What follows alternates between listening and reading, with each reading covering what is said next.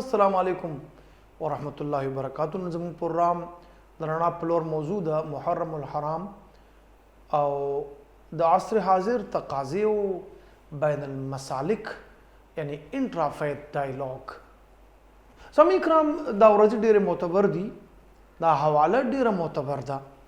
د جناب حسین ابن علي کردار ډیر معتبر دی، د هغوی افکار ډیر معتبر دي. د صحابه رضوان الله علیهم اجمعین ټولو دا غرض غایه وه چې د امن د پاره د محبت فاتح عالم د پاره او د انسان د رشد و هدایت او د بقا د پاره کار وکړي. د جناب حسین ابن علی چې کوم کردار دی وہ یہ حقیقت حسین ابن علی سے پوچھو، یہ حقیقت حسین ابن علی سے پوچھو، زندگی موت سے تعمیر ہوا کرتی ہے. د حسین رضی اللہ تعالی عنہ شہادت په دې نوي منظرنامه کې مونږ ته د مکالمې درس راکوي. جناب ابن علی دشمنان اسلام ته او خپل دشمنانو ته درې خبرې کوي چې یا خو ما پرېږدي چې یزید سره کېنما مکالمه وکړم، یا مې پرېږدي چې په بارډرز باندې کم دشمنان اسلام دي چې هغوی سره جهاد فی سبیل الله وکړم، او یا مې خپل آبایی وطن ته پرېږدی.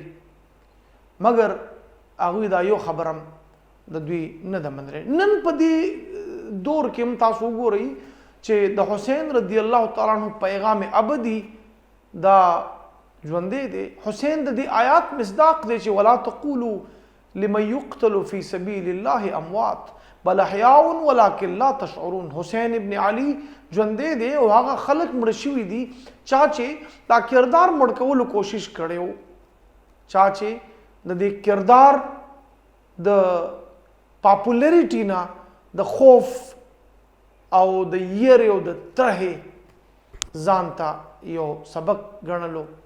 نن هغه کردار امر شوی دی. جناب حسین ابن علی رضی الله تعالی عنہ د مذاکراتو درس ورکړی دی او د امن درس ورکړی دی. او کله چې د کربلا ته ځي نو په اوښ ځي. د عربو رواج مطابق چې څوک به په اس تله نو د جنگ دپاره تله، او څوک به چې په اوښ تله نو هغه به د امن دپاره تله، د مذاکراتو دپاره به تله.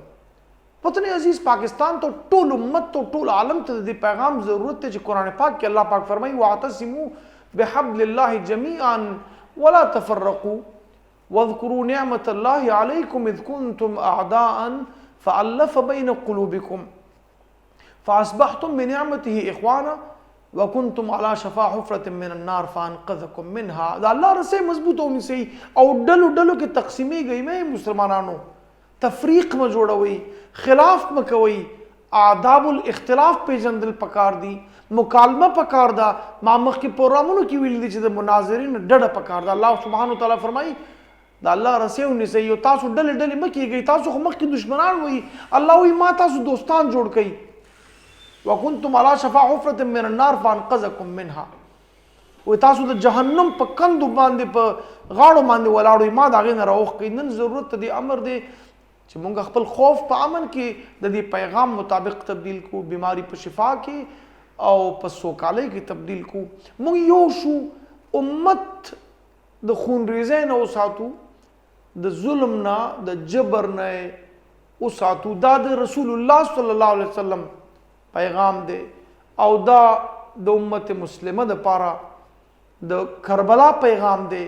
دا د ابوبکر صدیق، د عمر فاروق، د عثمان، د علی، طلحه او زبیر او عبدالرحمن ابن عوف پیغام دی. راځئ چې سامعین کرام په دې پیغام باندې مونږ هم فوکس شو. زما جامعه او زما مدرسه او زما جماعت هم په دې پیغام کې خپل کردار ولوبوي.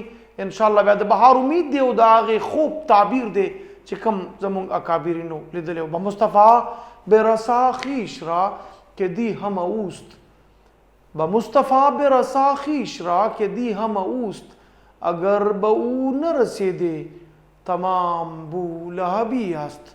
والسلام علیکم ورحمة الله وبركاته.